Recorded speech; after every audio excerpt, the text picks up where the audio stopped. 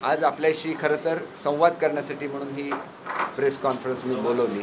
बरेच वेळेला आपले अनेक प्रश्न असतात आणि घाईघाईमध्ये त्याची उत्तरं द्यायची राहतात आणि म्हणून मुद्दाम इथं येत असताना काही प्रश्न हे शिवसैनिकांच्या मनामध्ये सुद्धा निर्माण झालेले आहे आणि त्याला उत्तर द्यावं म्हणून मी आमचे जे सिनियर शिवसेनेचे मंत्री आहेत, ज्यांना खऱ्या अर्थाने शिवसैनिक म्हणता येईल असे मंत्री महोदय माझ्याबरोबर आहेत. आपण सर्वजण त्यांना ओळखता. दादाजी भुसे साहेब आहेत, संदीपान भुमरे साहेब आहेत, संजयजी राठोड साहेब आहेत.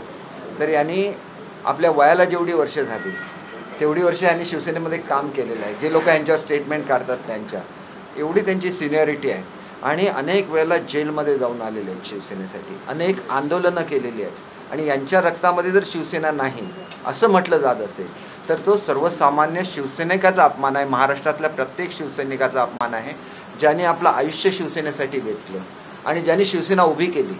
उभी एका नेत्यामुळे झाली, वस्तुस्थिती आहे. पण नेत्यांनी हाक दिली त्याला असंख्य शिवसैनिक महाराष्ट्रातले उभे राहिले आणि त्यांनी आपलं जीवन समर्पित केलं, त्याला एवढी बलाढ्य शिवसेना उभी राहिली आणि आजसुद्धा त्या शिवसैनिकांचा अपमान होता कामा नये. आणि म्हणून या 3 शिवसैनिकांना मी माझ्याबरोबर आलो आणि यांच्या रक्तामध्ये शिवसेना नाही आहे का हा प्रश्न तुम्ही जनतेने विचारला पाहिजे. प्रत्येक लोक जे तुम्हाला सांगायला येतील त्याला. हे जे संजय राठोड आहेत, या संजय राठोडांचं लग्न ज्यावेळेला ठरलं होतं त्यावेळेला हे शिवसेनेसाठी जेलमध्ये होतं. यांच्या सासऱ्यांनी सांगितलं की आपल्याला जर तुम्ही बाहेर नाही आला आणि तुम्हाला त्या ठिकाणी जामीन नाही मिळाला तर तुमच्या फोटोबरोबर मी माझ्या मुलीचं लग्न लावेन. याला म्हणतात शिवसैनिक. 70-80 ट्रक घेऊन दादासाहेब आले होते की भाजपची ती जागा होती ती सोडा आणि शिवसेनेला घ्या. बाळासाहेबांच्या एका शब्दासाठी ते हजारो शिवसैनिक परत नाशिकला परत गेले. ह्याला शिवसेना म्हणतात. भुमरे साहेबांच्या 5 टर्म्स झाल्या. किती वेळा ते जेलमध्ये गेलेत त्यांना विचारा. 5 वेळा आमदार झाले. कधी त्यांनी मंत्रिपदासाठी हट्ट केला का? याला शिवसेना म्हणतात. औरंगाबादचा लढा एक हाती ते लढत राहिले पण कधी त्यांनी मंत्रिपद मागितलेलं नाही. 5व्या टर्म नंतर त्यांना मंत्रिपद देण्यात आलं. ही सुद्धा वस्तुस्थिती आहे आणि म्हणून असा जो राहतो त्याला शिवसेना म्हणतात. आणि म्हणून त्यांच्या ह्याच्यावर शिवसेना आज तुम्ही बघितलं तर ताठमानेने उभी आहे. 1 वर्ष जेलमध्ये जाऊन आलेले आहेत भुमरे साहेब. कोणासाठी? स्वतःसाठी नाही, शिवसेनेसाठी जाऊन आलेले आहेत. आणि मग त्या शिवसैनिकांनी जर शिवसेना उभारली असेल तर त्यांच्या पक्षनिष्ठेवर शंका घेणं हे आम्हाला सगळ्यांना अतिशय मनाला लागलेलं आहे. तुम्ही किती यात्रा काढा, वेगवेगळ्या नावाने यात्रा काढा, आम्ही कधी तुमच्याबद्दल अनादराने बोललो आहे का? बोललेलो नाही आहे. परंतु जे प्रश्न लोकांच्या मनामध्ये संभ्रम निर्माण करायचा प्रयत्न केला त्यावेळेला मात्र आम्ही निश्चितपणे बोललो. कारण शिवसेना ही बाळासाहेबांची आहे, बाळासाहेबांच्या विचाराची आहे. आणि म्हणून तुम्हाला सांगायचं आहे की बाळासाहेब एकवचनी होते. शिंदे साहेबांना मुख्यमंत्री पदाचं वचन दिलं गेलं होतं, ही सुद्धा वस्तुस्थिती आहे. पण त्यावेळेला त्यांनी बंड केलं का? बंड केलं नाही. त्यांना मुख्यमंत्रीपद मिळालं नाही. शिंदेसाहेब शांत राहिले. आदित्यजीनेच एका मुलाखतीमध्ये सांगितलेलं आहे की शिंदे साहेबांना उद्धव साहेबांनी भेटायला बोलवलं आणि सांगितलं की मी माझं मुख्यमंत्रीपद सोडतो आणि तुम्हाला देतो. त्याला त्यांच्या डोळ्यामध्ये अश्रू आले. डोळ्यामध्ये अश्रू आले हे त्याच्यामध्ये काय दाखवतं की त्यांची एकनिष्ठता दाखवतं. त्यांनी काय सांगितलं? मुख्यमंत्री तुम्हीच राहा, परंतु काँग्रेस आणि राष्ट्रवादी नको, ते शिवसेनेला संपवणार आहेत. तुम्ही मुख्यमंत्री राहा, परंतु भाजप आणि सेनेची युती करा आणि त्याचे मुख्यमंत्री म्हणून तुम्ही राहा. म्हणजे त्यांनी मागणी केली होती का? मागणी केलेली नव्हती. मग त्यांची बदनामी का चाललेली आहे हा प्रश्न आहे. त्यांनी तुमच्या समक्ष सांगितलं तुम्हीच मुख्यमंत्री राहा परंतु ही आघाडी तोडा. मग तुम्हाला ती आघाडी तोडाविषयी का वाटली नाही याचं उत्तरसुद्धा तुम्ही जनतेला दिलं पाहिजे. ही सुद्धा तुमची जबाबदारी आहे. आणि काल मी एक पेपरमध्ये तुमच्या सगळ्या मीडियामध्ये अशी बातमी येत होती की उद्धव साहेबांचा फोन फडणवीस साहेबांना गेला होता आणि तिथं त्याने असं म्हटलेलं होतं की शिंदेला बाजूला ठेवा, मी स्वतः तुमच्याबरोबर येतो आणि आपण युती करूया. म्हणजे तुमच्या पार्टीमध्ये जे नंबर 2 आहेत, जे तुम्हाला आपल्या वडिलासमान मानतात, त्यांच्या बाबतीत तुम्ही जर असं म्हणत असाल तर आमच्यासारख्या सामान्य शिवसैनिकांचं काय होईल? त्यांनी तर अख्खा पक्ष तुम्ही त्यांच्या ताब्यात दिला होता. आमच्या विधिमंडळ पक्षाचे ते नेते अनेक वर्ष आहेत. आमच्या प्रत्येक आमदार आले तर त्यांची जेवणाची व्यवस्थासुद्धा त्यांच्या चेंबरमध्ये होती. ही वस्तुस्थिती आहे. जेवणाला काय खूप मोठं महत्त्व नाही. आमदार हॉटेलमध्ये जाऊन सुद्धा जेवू शकतात. परंतु असा एक मनुष्य की ज्यांनी आमदारांची प्रत्येक काळामध्ये काळजी घेतली, ज्यांनी महाराष्ट्रामध्ये कुठला पूर आला, कुठे भूकंप आला, प्रत्येक ठिकाणी पहिली मदत ही शिंदे साहेबांकडून गेली, ही वस्तुस्थिती आहे. मग त्याच्या संदर्भात जर तुम्ही असं बोलत असाल तर ती एक धक्कादायक घटना आहे आणि मग ह्याचं विचारलं गेलं पाहिजे की हे खरं आहे की खोटं आहे. आणि मला एवढंच सांगायचं आहे की आपले हर्षद प्रधान साहेब आहेत, चांगले पत्रकार आहेत ते. मग त्यांनी असं स्टेटमेंट काढलं की हे खोटं आहे. हे खोटं आहे तर तुम्ही अनिल परब साहेबांचा फोन चेक करून बघा आणि त्याच्यामधून जर फडणवीस साहेबांना फोन गेला असेल तर निश्चितपणे हे घडलं असेल असं मला स्वतःला वाटतं. कारण कधी उद्धव साहेबांचे फोन आहे त्यांच्या फोनवरून जात नाही, मला माहिती आहे अनिल परब साहेबांच्या, त्यांचा फोन तरी चेक करा आणि नंतर अशी स्टेटमेंट काढा. ज्वाला पेपरमध्ये अशी बातमी येते आणि ही जर बातमी खरी असेल की शिंदेना बाजूला ठेवून माझी तयारी आहे, मग आज भाजप का नको? हा प्रश्न आमचा आहे. आमचा प्रश्न असा आहे की आमचा प्रश्न म्हणजे आम्ही शिवसैनिक आहोत. आम्हाला समजा तुम्ही डिस्क्वालिफाय करायला बघता, आम्ही 2/3पेक्षा जास्त आहोत, आम्हाला डिस्क्वालिफिकेशन आमचं होऊच शकत नाही. पण होऊ शकलं असतं जर आम्ही दुसऱ्या पक्षामध्ये जॉईन झालं असतं, तुम्हाला आमच्याविरुद्ध एकही केस घालता आली नसती. पण आम्ही हाडाचे शिवसैनिक आहोत म्हणून प्रसंगी आमचं आमदारपद आम्ही पणाला लावून आम्ही शिवसेनेमध्ये राहिलो. उद्या भारतामधली ही एकमेव केस होणार आहे की पक्षामध्ये जर फूट पडलेली असेल तर मग 2/3 आमदार आपल्या पक्षाबरोबर राहू शकतात की नाही, हा सुद्धा प्रश्न आहे. कारण तिथं पक्षामध्ये फूट पडलेली आहे आणि ही फूट केवळ विधानसभेमध्ये पडली नाही, ती पार्लमेंट्समध्ये सुद्धा पडलेली आहे. परंतु हा कोर्टाने घ्यायचा निर्णय आहे. त्याच्याबद्दल मला एवढंच सांगायचं आहे की 2/3 आमदार म्हणून आम्ही आमची आमदारकी वाचवू शकलो असतो. आम्ही आमचा वेगळा गट स्थापन करून दुसऱ्या पक्षामध्ये विलीन करू शकलो असतो. परंतु ते आमच्या रक्तामध्ये नाही आणि म्हणून याला शिवसेनेचं रक्त म्हणतात आणि म्हणून आम्ही खरे शिवसैनिक आहोत. खरं बाळासाहेबांचे विचार घेऊन आम्ही चालतो म्हणून आम्ही आमची आमदारकी आम्ही पणाला लावली. ही पणाला लावायची तुमच्यापैकी कोणाची हे आहे का, हिंमत आहे का? मग ती हिंमत दाखवा आणि त्यावेळेला स्वतःला शिवसैनिक म्हणा. आमचा लढा आमच्या स्वतःसाठी नाही, तो बाळासाहेबांच्या विचारासाठी आहे. बाळासाहेब म्हणायचे की गर्व से कहो हम हिंदू आहे आणि मग ते हिंदुत्व जर तुम्ही सोडणार असाल तर मग त्या शिवसेनेला हिंदुत्व शिवसेना कसं म्हणता येईल? जिथं बाळासाहेबांचा विचार नाही ती शिवसेना नाही. जे बाळासाहेबांचा विचार पुढे घेऊन जातात ते खरे शिवसैनिक. आमचं असं ठाम मत आहे. आणि काल राहुल शेवाळेंनी सांगितलं की उद्धव साहेबांची आणि मोदी साहेबांची चर्चा चालू होती, त्यावेळेला ते जर आले असते एकत्र तर त्यांना राजीनामा द्यायला लागला असता आणि 2.5 वर्षानंतर BJPला पद द्यायला लागलं असतं. त्यावेळेला त्यांनी म्हटलं असतं की बाळासाहेबांच्या मुलाने कोणी खाली उतरवलं म्हणून. तुम्हीच जे करणार होता त्याप्रमाणे ते पद जाणार होतं भाजपकडे. आज शिंदेसाहेबांनी लढा दिला म्हणून 5 वर्ष शिवसेना महाराष्ट्रामध्ये सत्तेवर राहू शकते, ही वस्तुस्थिती आहे. आणि मग ह्याचं उत्तर तुम्ही देणार नाही का? खरोखर जे राहुल शेवाळे बोलत आहेत की ही चर्चा चाललेली होती परंतु 12 आमदारांना डिस्क्वालिफिकेशन केल्यानंतर ही चर्चा मोडली, हे खरं आहे का? आणि हे जर खरं असेल तर मग एका भूमिकेशी ठाम राहिलं पाहिजे. आपण हिंदुत्वाच्या विचाराशी ठाम राहिलं पाहिजे आणि केवळ शिंदेसाहेबांनी केलं म्हणून ते चुकीचं आहे असं नाही. आणि म्हणून ही जी काय दिशाभूल चाललेली आहे, हे जे काय लोकांना भावनात्मक आव्हान करायचं चाललेलं आहे, हे कुठेतरी थांबलं पाहिजे. कारण शेवटी भावना ही वस्तुस्थितीशी जोडून पाहिजे. उद्धवसाहेब आजारी होते त्यावेळेला हे बंड केलं आहे, साफ चुकीचं आहे. उद्धवसाहेब ज्यावेळेला बरे झाले त्याच्यानंतर शिंदेसाहेबांची आणि उद्धवसाहेबांची भेट झालेली आहे आणि त्यावेळेला शिंदेसाहेबांनी सांगितलं की तुम्ही साथ सोडा. मी तर गेले 1.25 वर्ष सांगतोय, ज्यावेळेला म्हणजे झालेलं सुद्धा नव्हतं. मी सांगत होतो शिवसेना संपते आहे, तुम्ही अजूनही जो आपली जे हिंदुत्वाचा विचार आहे, युती आहे, त्याच्यावर आपण जाऊया. आम्ही सगळे आमच्या तोंडाने बोलतो पण आमच्याकडे पुरावेसुद्धा आहेत ना त्याचे. म्हणून हे जे काय दिशाभूल चाललेली आहे, आज तुम्हाला असं वाटतं की पक्ष सगळे कार्यकर्ते तुमच्याबरोबर लांब जाणार म्हणून या यात्रा चालू आहेत. पूर्वी ह्या कार्यकर्त्यांना कोण भेटलं आहे तरी का? विचार करा ना. नाशिकमधून कार्यकर्ते आले, त्यांना कोणी भेटलं आहे का?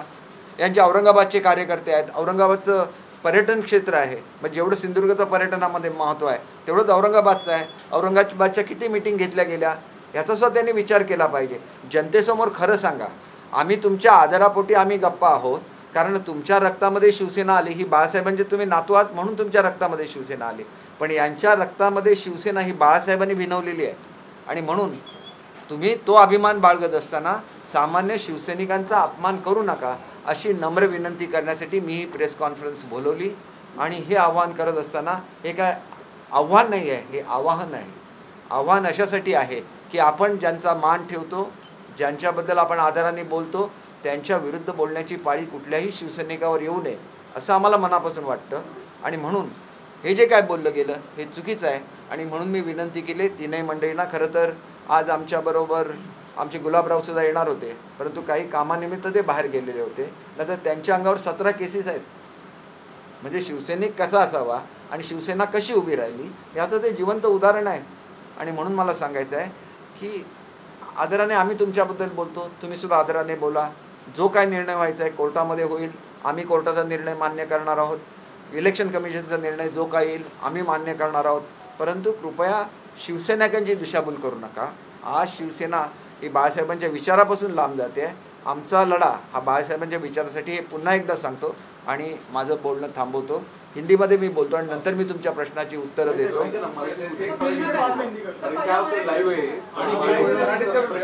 एक 2 मिनिट में मैं हां तुम्ही सांगा. तर साहेब फक्त प्रश्न असा आहे की आदित्य ठाकरे वारंवार सांगतायत की ज्यांनी बंडखोरी केली त्यांनी परत आमदारकी निवडणूक लढवण्याची हिंमत दाखवावी. हे आव्हान बघा, एवढं पोकळ हे आव्हान आहे की ज्या ज्या भागामधल्या लोकांवर अन्याय होतं, समजा माझ्यावर, मी कोकणातला आहे आणि माझ्यावर अन्याय झाला, कोकणची जनता पेटून उठणार. नारायण राणे ज्या दिवशी बाहेर पडले त्या दिवशी कोकणच्या जनतेला असं वाटलं की कोकणावर अन्याय झाला. एकूण एक शिवसेनेचे उमेदवार पडले तिथं, फक्त एक श्याम सावंत सोडले. तर एकही उमेदवार, तुम्ही कुठला तरी इतिहास सांगताय, हा तर रिसेंट इतिहास आहे ना. शेवटचं बंड नारायण राणेंचं होतं आणि त्याच्यामध्ये जेवढे 9-10 किती जे बाहेर पडले असतील त्याच्यापैकी 8 निवडून आले ना. कोणाला धमक्या देत आहे? कोणी याच्यातला धमक्याला घाबरत नाही. बघा, मी तुम्हाला आजसुद्धा सांगतो, प्रत्येक मतदारसंघामध्ये पक्षाची मतं 100% असतात. 20%, 25% तुमची मतं असतील तर तिथं राष्ट्रवादीची 15-20% मतं आहेतच ना. म्हणजे ज्याचं तिकीट घेऊन उभं राहतो तो कॅन्डिडेट स्वतःची जी पॉप्युलॅरिटी असते, त्यांनी जे लोकांसाठी झिजून काम केलेलं असतं त्याच्यावर 30-40% लोक त्याला मतदान करत असतात. आणि जसं पक्षामुळे उमेदवार निवडून येतात त्याप्रमाणे उमेदवारामुळे सुद्धा पक्षाच्या सीट निवडून येत असतात. ही वस्तुस्थिती आहे. नाहीतर शिवसेनेने उभे केलेला प्रत्येक मनुष्य निवडून आला असता. 55 लोक का येतात? याचं कारण असं आहे की 55 लोकांना शिवसेनेची ताकद अधिक स्वतःची व्यक्तिगत ताकद मिळून ते निवडून येतात. नाहीतर इतर लोक का पडली असती, हा प्रश्न असतो.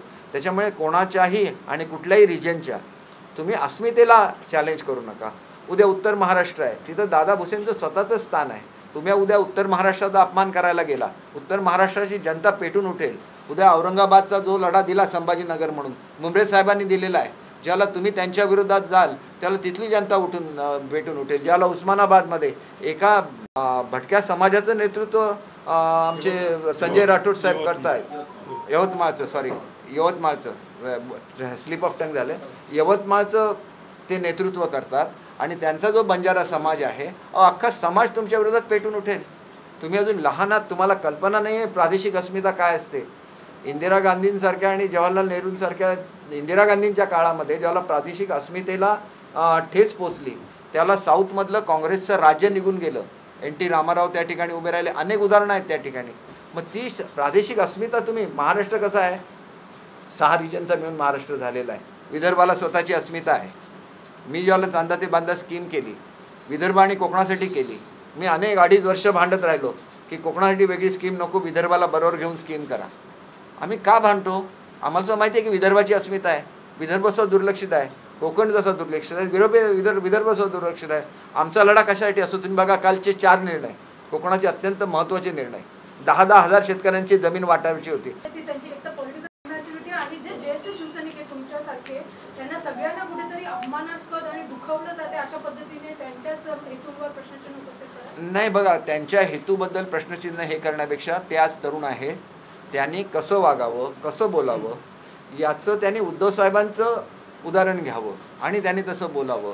ते जर इतर नेत्यांसारखं बोलायला गेले तर ज्याप्रमाणे आपण, आता मी कोणाची नावं नाही घेत, इतर लोकांनी जसं हे सगळं प्रकरण स्पॉईल केलं तसं प्रकरण स्पॉईल होईल एवढंच मला सांगायचं आहे. आणि मी एक सांगितलेलं होतं की उद्धव साहेब काय बोलले तर त्याच्यावर उत्तर देणार नाही, कारण उद्धव साहेब आहेत शेवटी ते. तसंच आदित्य साहेबांच्या संदर्भात मी असं सांगितलेलं होतं की ते माझ्यापेक्षा निम्म्या वयाचे आहेत, तरी पण ते ज्या वेळेला येतात त्याला मी उठून उभा राहतो, कारण तो त्यांच्या आजोबांचा मान आहे. आणि म्हणून आम्ही बोलत नाही म्हणजे आमच्याकडे मुद्दे नाही, तसं बिलकुल नाही. परंतु आमच्यापर्यंत तुम्ही पोचू नका ना. तुम्ही काय केलं 2.5 वर्षामध्ये मंत्री म्हणून, तुम्ही खुशाल बोला, शिवसेनेचे खुशाल बोला. पण आम्ही सुद्धा शिवसैनिक आहोत. मग आम्ही 2/3 आमचं बहुमत असताना सुद्धा, 2/3 आम्ही असताना सुद्धा आम्ही पक्ष का सोडला नाही? आमच्या विरुद्ध एक केस दाखल झाली नसती. आम्ही शिवसेनेसाठी लढा दिलेला आहे. 100% काढेन मी स्वतः काढेन, शिंदेसाहेब जातील, आम्ही सगळेजण जाऊ. परंतु आधी निकाल होऊन दे ना. आम्ही काय तुमच्यासारखी ॲफिडेव्हिट घेत बसलो नाही. शिंदेसाहेबांच्या एक दिवशी बंगल्यावर चला, 1000 लोक असतात. जसं वाढदिवस असतो ना तशी शिवसैनिकांची रांग असते. शिवसैनिक काय म्हणतात, आम्हाला भेटा, आमच्या पाठीवर हात फिरवा नुसता, एवढीच अपेक्षा होती ना. मग हा हात गेल्या काही वर्षांमध्ये का फिरला नाही, हा सुद्धा प्रश्न आहे. आणि त्याच्यामुळे असं गृहीत धरू नका, शिवसैनिकाला गृहीत धरू नका आणि शिवसैनिकाला चॅलेंजसुद्धा देऊ नका मग सर्वसाधारण शिवसैनिक पेटून उठेल एवढंच मला सांगायचं. हे बघा तक्रार करत होता, मात्र आता थेट आज सुहास कांदेने सुद्धा थेट आरोप केलेला आहे. नाही, आदित्य ठाकरे यांनी एकही निधीचा पैसा आम्हाला दिलेला नाहीये. नाही बघा, सुहास कांदे काय बोलतात याचं मी समर्थन करत नाही, परंतु जर त्यांना पैसा मिळाला नसेल आणि आदित्य साहेब आमच्या हक्काचा असताना तो पैसा मिळाला नसेल तर त्यांना तो अधिकार आहे, कारण ते त्या पक्षाचे सदस्य आहेत. एवढा मोठा उठाव का झाला? 50 लोक अशीच निघून जातात का? आणि सांगितलं जात होतं अमुक दिलं तमुक दिलं. दाखवा ना काय कोणाला काय दिलेलं आहे. आम्ही कशासाठी? आमचा स्वाभिमानासाठी लढाई होतोय, आमची शिवसेना वाचावी म्हणून आमचा लढा होता. नाहीतर 50 नाही, तुम्ही काहीतरी ह्याच्यामध्ये कन्फ्युजन करताय. काँग्रेस आणि राष्ट्रवादीच्या विरोधाचा आमचा लढा चालूच आहे. हा आमचा लढा कोणाच्या विरुद्ध आहे? काँग्रेस आणि राष्ट्रवादीच्या विरुद्ध.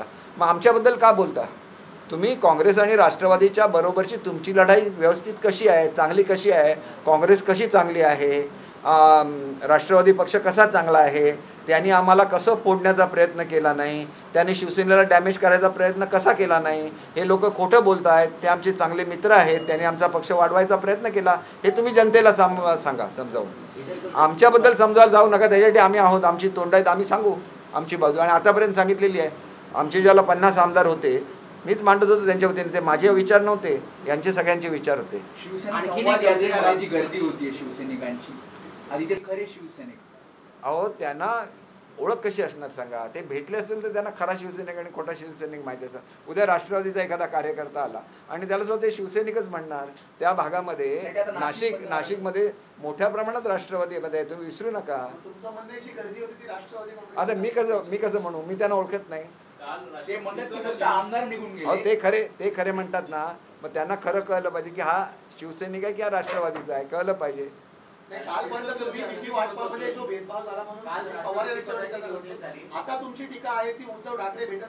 हे बघा, तुम्ही काय करताय, तुम्ही काय करताय, तुमची वाक्य माझ्या तोंडात घालायचं. काय म्हटलं? अहो दिला नाही तर दिला नाही, त्याच्यामध्ये काय? हे आम्ही बोललेलो आहे. आमचे मंत्री असून आमच्या डिपार्टमेंटला पैसे मिळाले नाही. मी हेही सुद्धा बोललेलो आहे की मी एक पाणबुडी मंजूर केली, 65 कोटी रुपयाची पाणबुडी होती, भारतातली पहिली पाणबुडी. 25 कोटी रुपये MTDC जमा होते. 2.5 वर्षामध्ये 1 रुपया त्यातला खर्च झाला नाही. मग त्या अधिकाऱ्यांना जाब विचारायचं कोणाचं काम होतं? आदित्य साहेबांचं होतं, बरोबर आहे की नाही? मी काय आदित्य साहेबांना दोष दिलेला नाही, परंतु त्या अधिकाऱ्यांनी जर काम केलं नसेल तर त्यांना विचारण्याचं काम मंत्री म्हणून तुमचं होतं ना. हे तुम्ही एक समजून घ्या. आमची भावना काय आहे? तुम्ही माझ्या तोंडामध्ये किती आदित्य साहेब किंवा उद्धव साहेबांच्या विरुद्ध म्हणण्याचा प्रयत्न केला, माझ्या तोंडून ते निघणार नाही, कारण आम्ही त्या बाळासाहेबांचा आदर ठेवतो म्हणून, बरोबर. पण 10 वेळा जर माझ्या आमदारांना काहीतरी म्हटलं तर माझी सुद्धा कर्तव्य आहे की नाही? मी त्यांचा प्रतिनिधी आहे. मला ज्याला प्रवक्ता नेमला त्याला मी एक व्यक्ती नाही आहे. माझ्या मनात किती आदर असून दे, हे जर असं कायम चालू राहिलं, उद्या यांच्या भावना सुद्धा कधी प्रक्षुब्ध होतील मला सांगता येत नाही ना. ते ज्येष्ठ नेते आहेत पण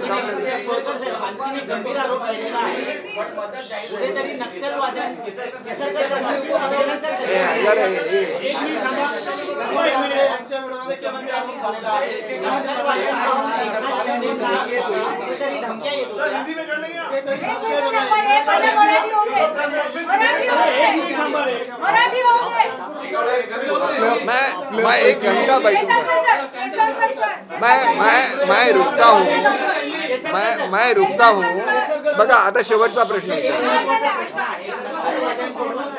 एकनाथ शिंदे यांना धमक्या येत होत्या, जीवाला धोका होता आणि त्यांना Z+ सिक्युरिटी देण्याचं त्या ठिकाणी सांगण्यात आलं होतं, परंतु तशी देण्यात आली नाही असं सुहास कांदेने आरोप केलेला आहे. याची कल्पना शंभूराज देसाई यांना सुद्धा होती. याबाबत काय माहिती? याची कल्पना जशी शंभूराजेंना होती तशी दादा भुसेंना सुद्धा होती. हा शेवटचा प्रश्न आहे.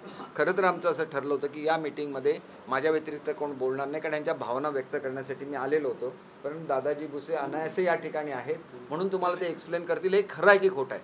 आणि हे खोटं असलं तर प्रत्येक शिवसैनिकाने ह्याचा जाब विचारला पाहिजे की आमचा नेता जातो ह्याच्यामध्ये, तिथं नक्षलवाद्यांना मारतो आणि त्याला Z सिक्युरिटी नको असं आमचेच नेते म्हणत असतील तर ते सुद्धा त्या यात्रेमध्ये विचारलं तर ते खरे शिवसैनिक, नाहीतर ते गोळा केलेली माणसं असा अर्थ होईल ना त्याचा. नाही आता यानं उत्तर नाही.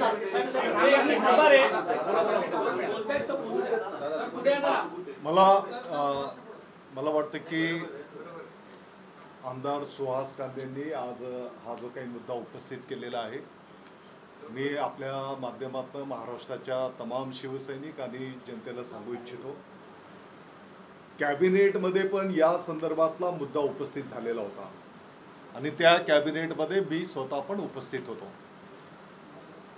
जसं माननीय मुख्यमंत्री तत्कालीन उद्धवजी ठाकरे साहेबांनी माननीय नामदार एकनाथ शिंदे साहेबांवर गडचिरोली जिल्ह्याची पालकमंत्री म्हणून जबाबदारी दिलेली होती, आपल्याला सगळ्यांना ज्ञात आहे.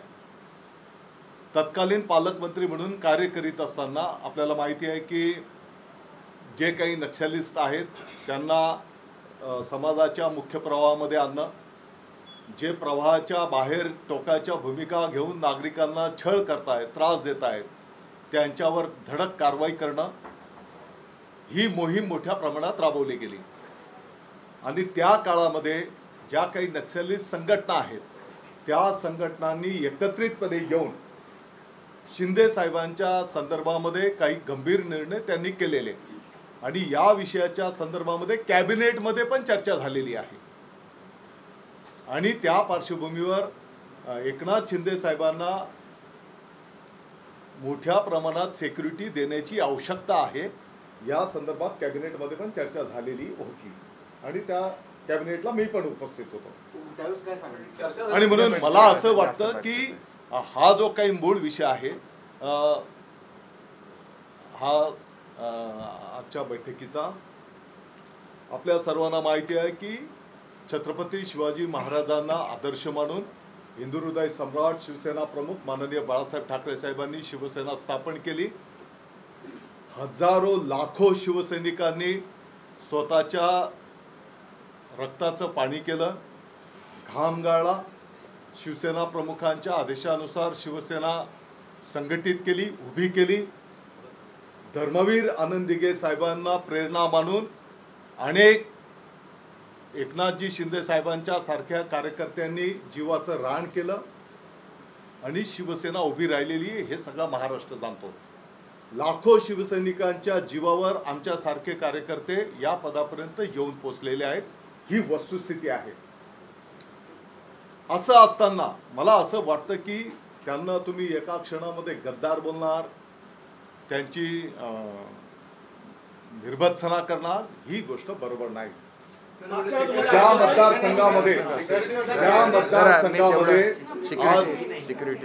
ज्या मतदारसंघामध्ये आज आदित्य ठाकरे साहेब गेलेले आहेत, तिथले स्थानिक आमदारांनी जे मुद्दे उपस्थित केलेले आहेत की बाबा आपलं सरकार असताना, आपले माननीय मुख्यमंत्री महोदय असताना त्या मतदारसंघाच्या विकासाच्यासाठी काय काय निधी दिला गेला, त्याने किती पाठपुरावा केला. मला वाटतं की हे पण तेवढेच महत्त्वाचे विषय आहेत ना. ज्या लोकांच्या जीवावर तो लोकप्रतिनिधी निवडून आलेला असतो त्याचं उत्तरदायित्व आहे ना त्या भागाच्या जनतेचे प्रश्न सोडवणं, त्या भागाचा विकास साध्य करणं. तर त्यावेळेस तुम्ही काय त्याचं योगदान दिलेलं आहे हे पण उत्तर दिले गेले पाहिजे. आणि सिक्युरिटीच्या संदर्भामध्ये मला वाटतं की जो काही मुद्दा उपस्थित करण्यात आलेला आहे याचं ज्या मंत्री महोदयांना याचे फोन आले होते ते त्याचा खुलासा करते.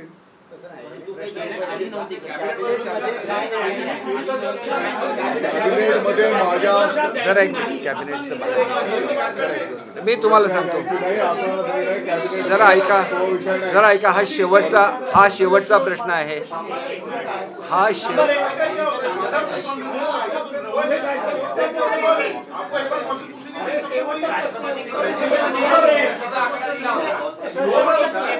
जरा आपण एक 2 मिनिटं थांबा लुके. नाही, शेवटचा प्रश्न वगैरे काही नाही. 1 मिनिट, लेट मी कन्क्लूड.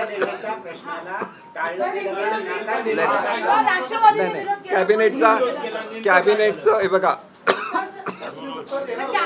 माझं 1 मिनिट ऐका, ऐकून घ्या आता.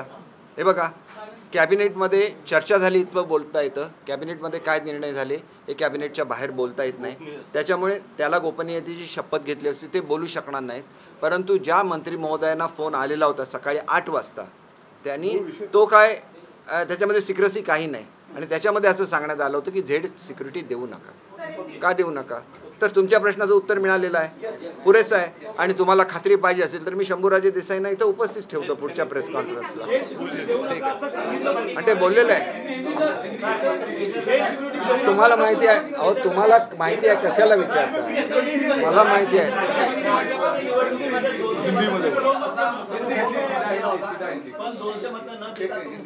एक हे बघा, हे मी शेवटचं सांगतो. एक म्हणजे राष्ट्रपती महोदयांचं निवडीबद्दल मी मनापासून अभिनंदन करतो. हा क्रांतिकारी निर्णय आदरणीय मोदी साहेबांनी घेतला आणि लाखो भारतवासीय सुखावले, हे महत्त्वाचं आहे. याच्यामध्ये आमच्या विरोधामध्ये फक्त 98 मतं पडली. म्हणजे आमची जी मतं होती 163, याच्यावरून आम्ही 181वर गेलो. याचा अर्थ काय झाला? विरोधी मतं फुटली. वस्तुस्थिती आहे. आता किती मतं फुटणार हा एक अंदाज असतो. 200 फुटतील असं वाटलं होतं, त्याच्यापेक्षा कमी फुटली. पण फुटली वस्तुस्थिती आहे ना, की आम्हाला 163 मतं मिळाली. आम्हाला मिळाली ना 187 की किती मिळाली, आणि त्यांना एकूण 90 की किती 90च्या रेंजमध्ये मिळाली, 90 ते 100च्या दरम्यान 98 मिळाली. म्हणजे त्यांच्याकडे जे सदस्य आहेत त्याच्यामधले लोक फुटली वस्तुस्थिती आहे. हे फुटली ही महाराष्ट्राच्या संस्कृतीचा त्यांनी आदर ठेवला, त्याच्याबद्दल मी आभार मानतो. आणि आता हिंदीमध्ये लेट मी ब्रीफ.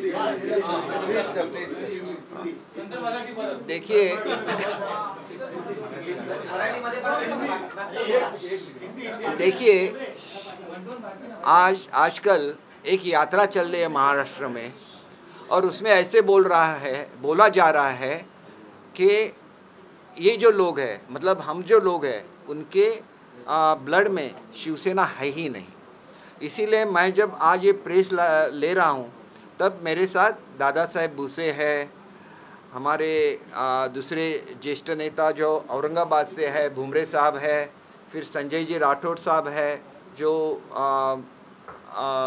एक ज्येष्ठ नेता है और बंजारा समाज को वो प्रतिनिधित्व करते हैं.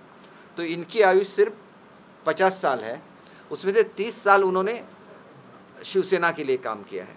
इनकी आयु है 59 ईयर्स, और इन्होंने कम से कम 30 साल के ऊपर ही काम किया है. और इनकी 60 साल की आयु है, तो इन्होंने 40 साल शिवसेना के लिए काम किया है. ना तो काम किया है, ये जेल में 1 साल तक रहे शिवसेना के लिए. इन पे केसेस 15-16 केसेस रह चुकी है. इन पे 15-16 केसेस हो चुकी है. तो ये शिवसैनिक नहीं है क्या? इनका जो खून है उसमें शिवसेना नहीं है क्या? उसमें बाला साहब के विचार नहीं है क्या? आप उनके पोते हैं, इसलिए आप में अपने आप आ जाता है. लेकिन इनके खून में बाला साहब ने ये ऊर्जा पैदा की. उनके खून में बाला साहब ने ये शिवसेना का खून पैदा किया है. तो उनका अपमान मत कीजिए. इतनी ही रिक्वेस्ट करने के लिए मैं पहली ये रिक्वेस्ट करता हूँ. दूसरी, ये यात्रा के दरमियान उनके खिलाफ तो मैं कुछ नहीं बोलूँगा, लेकिन ये यात्रा के दरमियान जो मुद्दे उठाए जा रहे हैं उसके बारे में ये मैं बोलना चाहूँगा. और ये आम शिवसैनिक है और आदमी महाराष्ट्र का जो आम आदमी है उससे एक सवाल करना चाहूँगा. क्या पक्ष प्रमुख जी ने शिंदे साहब को मुख्यमंत्री बनाने का आश्वासन दिया था क्या? अगर आश्वासन दिया था और अगर वो खुद उनको मुख्यमंत्री बनाना चाहते थे, तो आज उनके मुख्यमंत्री बनने के बाद वो नाराज़ क्यों है? उसका जवाब भी उनको जनता को देना पड़ेगा. दूसरी बात ये है कि आदित्य जी ने एक बार ऐसे प्रेस कॉन्फ्रेंस में बोला था कि शिंदे साहब को उद्धव साहब ने बुलाया था और उनको ऐसे बोला था कि मैं मुख्यमंत्री पद से उतर जाता हूँ और आप मुख्यमंत्री बन जाए. में आंसू आ गए. उन्होंने बोला कि मैं आपको मुख्यमंत्री पद से नीचे उतारने के बारे में सोच भी नहीं सकता. मेरा इतना ही कहना है कि कांग्रेस और राष्ट्रवादी शिवसेना को ख़त्म कर रही है, तो आप उनका साथ छोड़ दीजिए और आप ही रहिए पद पे, लेकिन बीजेपी के साथ हम लोग सरकार बनाएंगे. तो ये बोलना कुछ गलत बात थी क्या? और उसी शिंदे साहब को आप इसी शब्द में बोलेंगे तो ये शब्द योग्य है क्या? आप अगर उनको गद्दार बोलेंगे या दूसरा कुछ बोलेंगे तो वो आपसे भी ज़्यादा आप उद्धव साहब से लॉयल थे. तो ये बात आपको समझ लेनी चाहिए कि आप ऐसे मत बोलिए किसी को जिन्होंने अपनी पूरी ज़िंदगी गंवाई है शिवसेना को बड़ा करने के लिए, कि उनके बारे में ऐसे शब्द नहीं होने चाहिए. दूसरी चीज़ तो ये है कि एक बीच में न्यूज़ आइटम आया था कि उद्धव साहब का फ़ोन गया था फडणवीस साहब को और उन्होंने ऐसा बोला है कि आप शिंदे साहब को छोड़ दीजिए, मैं पूरी शिवसेना लेके बीजेपी के साथ युति करने के लिए तैयार हूँ. तो उन्होंने उनको ऐसे, ये प्रेस में छप के आया था उन्होंने ऐसा बोला था कि अभी तो चीज़ें इतने आगे निकल चुकी है कि ये पॉसिबल नहीं है, ऐसे बोला गया। ऐसे न्यूज़ एक आइटम था, उस पर एक हर्षल प्रधान जी, एक वरिष्ठ पत्रकार है, उन्होंने सॉरी ऐसा खुलासा दिया है कि ऐसे हुआ ही नहीं, ये फ़ोन गया ही नहीं। तो मैं हर्षद जी से एक विनती करूंगा कि कभी कभी उनके जो बहुत करीबी लोग होते हैं उनके मोबाइल से ऐसे फ़ोन किया जाता है, तो आप अनिल परब जी का भी फ़ोन चेक कीजिए, और अगर आपको उसमें दिखेगा कि फडणवीस साहब का नाम दिखेगा तो आप समझ लीजिए कि हर कोई चीज़ आपको बोल के नहीं की जाती। अगर वो रहेगा तो आप समझ लीजिए कि ये बात हो गई, और ऐसी बात हो गई तो वो अच्छी बात है क्या, ये सवाल मुझे शिवसैनिकों को पूछना है कि एक शिवसैनिक बन रहा है मुख्यमंत्री, तो उसको बाजू में रखो और हम लोग इकट्ठा आ जाएंगे, ये भी बात हमें सही नहीं लगती। और शिंदे साहब के पक्ष में मैं उनका प्रवक्ता हूँ, तो मुझे भी ये सोचना है कि ये अच्छी बात है क्या, जो शिंदे साहब आपके खुद के हैं और वो मुख्यमंत्री बनना आपका सपना था, तो ये बात सही है क्या, इसके बारे में भी सोचना चाहिए। दूसरे हमारे जो राहुल शेवाले जी है, जो हमारे parliament K leader of the house है, लीडर ऑफ द पार्टी है, तो उन्होंने एक बात कही थी कि मोदी साहब के साथ डायलॉग चल रहा था उद्धव जी का, और ये डायलॉग क्यों ख़त्म हुआ, तो 12 लोग जो निष्कासित किए गए, उनको सस्पेंड किया गया असेंबली से, बीजेपी के लोगों से, इससे बात अटक गई, ऐसे उनका कहना था। तो इसमें सच क्या है वो भी लोगों के सामने आना चाहिए।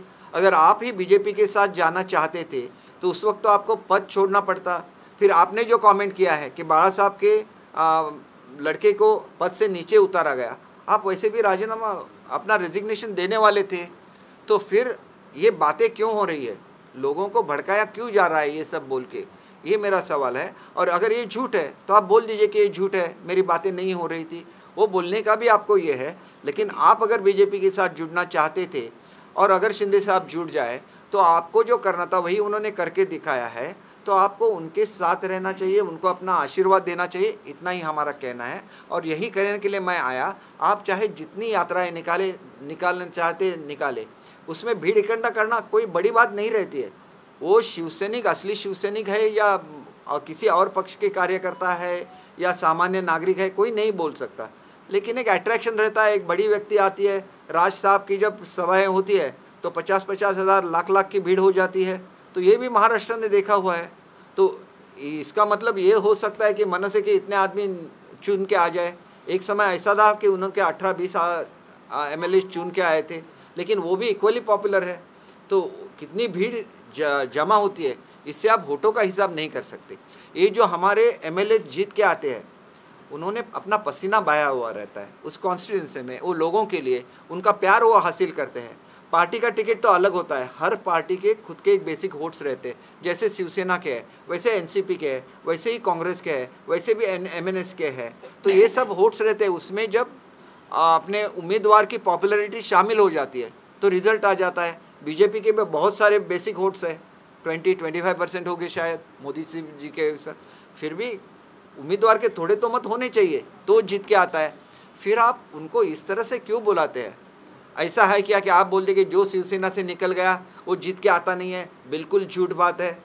देखिए, नारायण राणे साहब बाहर निकल गए शिवसेना से, तो मैं कोंकण को बिलीव करता, कोंकण से हूँ, तो कोंकण के जनता को ऐसे लगा कि हमारी जो स्वाभिमान है उसको ठेस लग गई। फिर क्या किया उन्होंने कि नारायण राणे साहब के जो सब उम्मीदवार है जो कांग्रेस से खड़े हुए थे, हर एक जीत के आए, एक खाली श्याम सावंत जीत के नहीं आए, बाकी सब के सब जीत के आए। क्योंकि आप वो मुद्दा लेके गए कोंकण की जनता के सामने कि मैं कोंकण का मुख्यमंत्री था, मुझे निकाला गया, तो कोंकण की जनता उनके पीछे रह गई, शिवसेना के पीछे नहीं रही। ये हकीकत है। आप क्या बोलते कि जो भी शिवसेना के साथ, ये इतिहास हो गया, इतिहास में मत रहिए, वर्तमान में आइए। और वर्तमान यही है कि लोग अगर हिंदुत्व चाहते हैं तो हिंदुत्व चाहने वाले लोगों को एक वोट रहता है, वो एक पार्टी के जो विचारधारा है, हिंदुत्व एक विचारधारा है, न कि किसी कौम के बारे में है। हिंदुस्तान पे जो आदमी प्यार करता है, उस धरती माँ से प्यार करता है, वो हिंदू है, ऐसी डेफिनेशन बाबा साहब करते थे। तो वही डेफिनेशन लेके हम अपना हिंदुत्व चला रहे हैं। हम लोग आज हिंदुत्ववादी पार्टी के साथ है, तो हमारी क्या गलती है? समझिए, हम अगर ऐसा चाहते हैं कि हम पे कोई डिस्क्वालिफिकेशन नहीं आए या कोई केस नहीं चले, तो हमारी 2/3 मेजोरिटी थी, हम लोग कभी भी बाहर निकल सकते थे। हम असली शिवसेना है, इसलिए हम बाहर नहीं निकले, क्योंकि सब शिवसैनिक हमारे साथ है, ये हमारी पार्टी है, तो हमें इस पार्टी से कौन निकालेगा?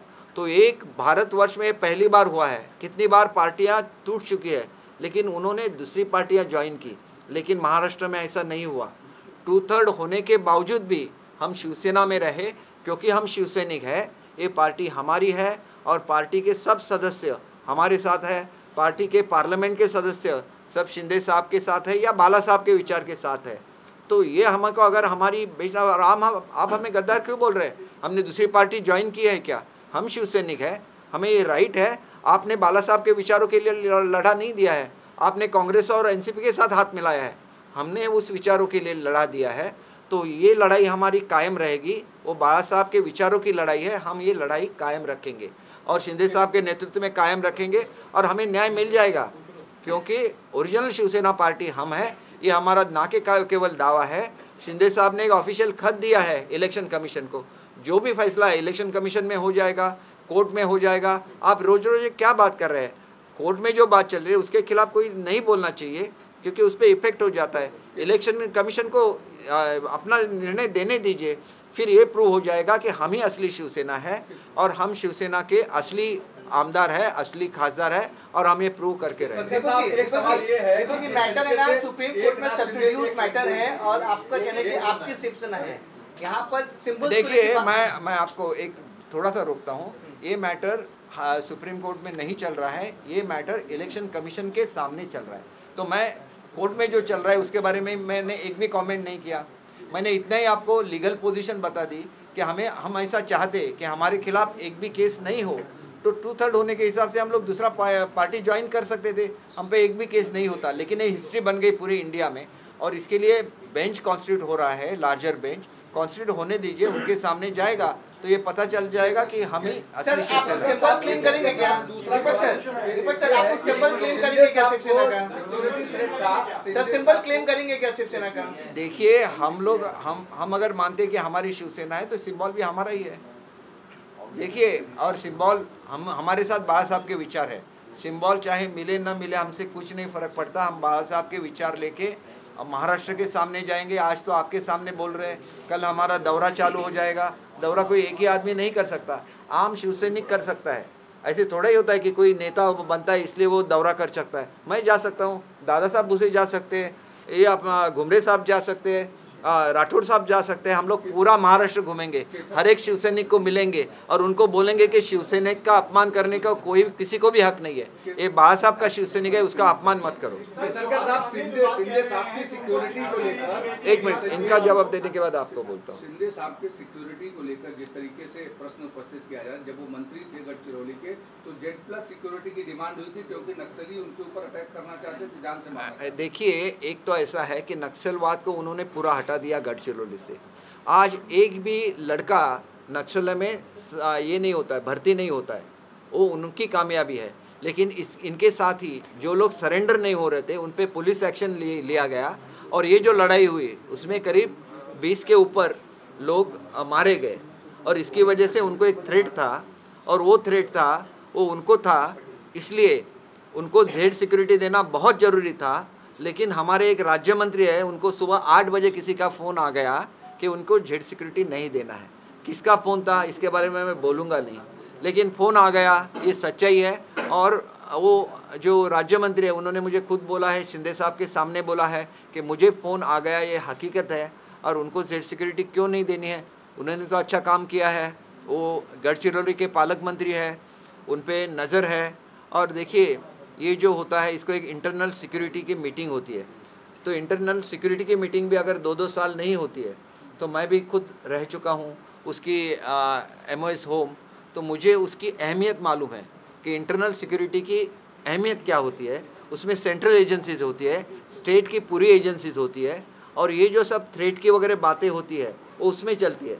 तो किसी को फिर फ़ोन करने का सवाल नहीं आता। इंटरनल सिक्योरिटी की मीटिंग हो जाती तो उसमें फैसला ही हो जाता कि उनको Z सिक्योरिटी चाहिए, क्योंकि सेंट्रल एजेंसीज भी बोलती कि उनको थ्रेट है। जो नक्सलवाद के खिलाफ लड़ता है उसको थ्रेट तो रहता ही रहता है, ये मैं खुद जानता हूँ। लेकिन ऐसी बहुत सारी बातें गवर्नमेंट में होती है जो हम आपके सामने नहीं बोल सकते, क्योंकि हमने एक शपथ ली होती है कि हम ये किसी को डिस्क्लोज़ नहीं करेंगे। तो इतना तो होता है कि ये इंटरनल सिक्योरिटी की मीटिंग होती है, ये तो एक नियम है। अगर वो नहीं होती है तो उसके बाहर जाके वो फैसला होता है। नहीं हुई, इसलिए बाहर एक चीज आ गई होगी, इतना ही मैं बोल पार्टी सकता के तौर पर जो भी एसेट्स हैं, पार्टी के तौर पे जो भी एसेट्स हैं शिवसेना के, अगर अगर अगर आपकी पार्टी को मान्यता इलेक्शन कमीशन से मिलती है तो सिंबल हुआ, सेना भवन हुआ या पार्टी के जितने भी एसेट्स हैं उन पर भी आपका अधिकार होगा क्या? हमारी सबसे बड़ी असेट बाला साहब के विचार है, और वो असेट हमारे लिए इतनी बड़ी है कि इसके लिए हम लोग 10 नए ऑफिस बना देंगे। आप उसकी चिंता मत कीजिए, बाला साहब के विचारों के साथ जो भी आएगा जुड़ेगा उसके साथ हम लोग रहेंगे। एक सवाल ये है कि आप लोगों पे आरोप लगते रहे हैं कि इससे पहले की जो शिवसेना थी या मंत्रिमंडल का विस्तार हो, ये सारी चीजें, उसके लिए उन्हें दिल्ली नहीं जाना पड़ता। शिंदे साहब को क्या वजह कि बार बार दिल्ली जाना पड़ता है और हर चीज की जानकारी देनी? अगर आप असली शिवसेना है तो आप देखिए मैंने एक चीज़ आपको बताई है कि हम जब तक अकेले थे मैंने बोला था कि आप आज भी कांग्रेस और एनसीपी के साथ आपका जो आघाड़ी है वो तोड़ दीजिए, हम लोग और सब जो 50 लोग हैं वापस आ जाएंगे महाराष्ट्र में। हमने बोला था, खुद बोला था।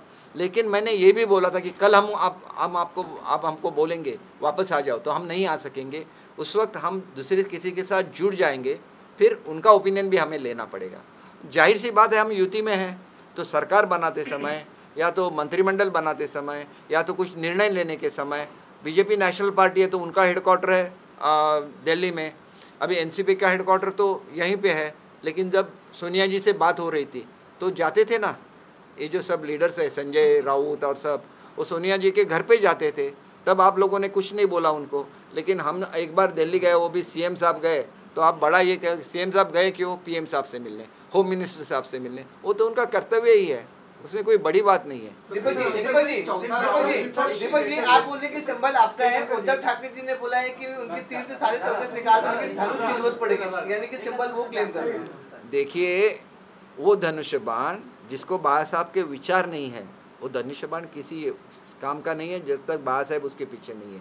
तो धनुष बाण एक सिंबल हो गया। जैसे मैं पहले कांग्रेस का प्रेसिडेंट था तो हमारे पास वो बैलों की जोड़ी थी सिंबल, बाद में वो गाय वासरू आ गया, मतलब बाद में उसको हाथ आ गया, तो हमने पहुंचा ना लोगों तक। मैं जब एनसीपी में शामिल हुआ तो हमारा सिंबल गया, हमको घड़ी मिल गई, हमने पहुंचा ही ना लोगों तक। तो यही बात है।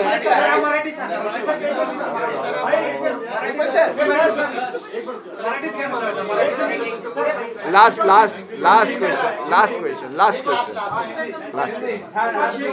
क्वेश्चन विपक्ष ये कह रहा है कि जैसा शरद पवार जी ने कहा था कि ये आने वाले समय में जल्द चुनाव हो सकते हैं, विपक्ष ये कह रहा है कि इनकी आपसी अभी तक तय ही नहीं हुआ है कि मंत्रिमंडल होगा। 22-23 दिन हो गए, मंत्रिमंडल नहीं बना है, बार बार दिल्ली जा रहे हैं, देवेंद्र फडणवीस जी भी जा रहे हैं, क्योंकि जो लालच देकर बुलाया गया था इस वजह से मंत्रिमंडल नहीं बन रहा है। नहीं, ये देखिए हमारा कहना ऐसा है कि हम लोग जब 50 लोग इकट्ठा थे तो हमने बोला था अपने शिंदे साहब को, आप मुख्यमंत्री बन गए तो हम लोग सब मुख्यमंत्री बन गए। और आज भी हम उस विचारधारा से कायम हैं। हम लोग किसी पद के लिए नहीं आए यहाँ पे। उद्धव हमारे शिंदे साहब को मोदी साहब ने मुख्यमंत्री बनाया, हमको अभी एक भी मंत्री पद नहीं देंगे, हम लोग कुछ नहीं बोलेंगे अभी ये मंत्री थे, ये मंत्री थे, ये मंत्री थे, कुछ भी नहीं बोलेंगे। हम लोग जाएंगे अपने अपने एरिया में, हम लोग पूरा प्रचार करेंगे और हमारा एक टारगेट है, नेक्स्ट टाइम सेना और बीजेपी मिलके 200 सीट हासिल करनी है, वो करके दिखाएंगे।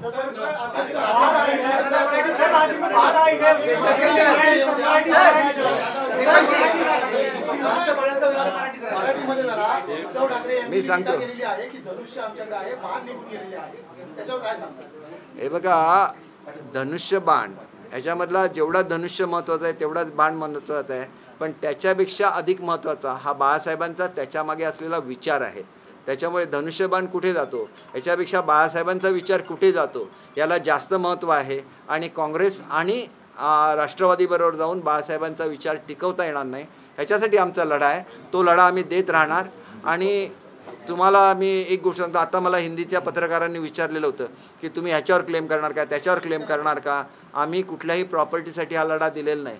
बाळासाहेब ही आमची सगळ्यात मोठी प्रॉपर्टी आहे आणि बाळासाहेबांचे विचार ही आमची सगळ्यात मोठी प्रॉपर्टी आहे आणि त्याच्यासाठी आमचा लढा आहे, तो लढा आम्ही कायम ठेवू। शरद